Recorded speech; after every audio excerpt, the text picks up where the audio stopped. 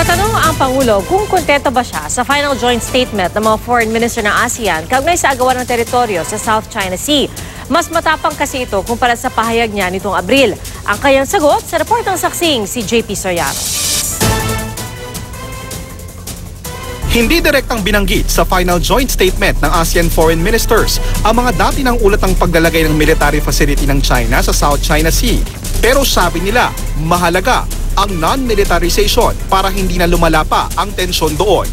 Binibigyan pansin din daw ang pag-aalala ng ilang foreign ministers sa land reclamation o pagtatambak ng lupa roon, bagamat hindi rin binanggit ang China na gumagawa doon. Ang matatapang na puntong yan, halos pareho raw sa mga dating statement ng ASEAN noong 2016, kahit pa kaalyado ng China ang Lao na nag-chair sa ASEAN noon.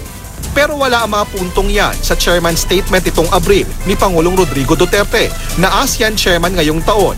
Sabi ng Pangulo ngayong gabi. So satisfied kayo sa naging joint statement, Mayor, dun sa ASEAN tungkol dun sa South China Sea? Pero wala samok. Kasi may North Korea pa tapos sabayan mo ng patay na. Ayon sa mga source, Vietnam daw ang humimok sa foreign ministers na mas matapang na ikondena ang reclamation activity sa China na ayaw magkomento. Meron ding pinag-aagawang teritoryo ang Vietnam at China sa South China Sea. What I felt is that the 10 foreign ministers have displayed a positive attitude, including on the issue of the South China Sea. The foreign ministers recognized the valuable progress that we have made in the past year. Kabilang sa mga positibong kinahinatnan ng pulong ang pag-adapt sa framework o balangkas na isang code of conduct kaugnay sa South China Sea. Pero kulang pa raw yan ayon sa mga ipinadalang kinatawan ng Australia, Japan at US. Dapat daw gawing legally binding ang bubuing code of conduct. The Philippine preference is for a legally binding code of conduct.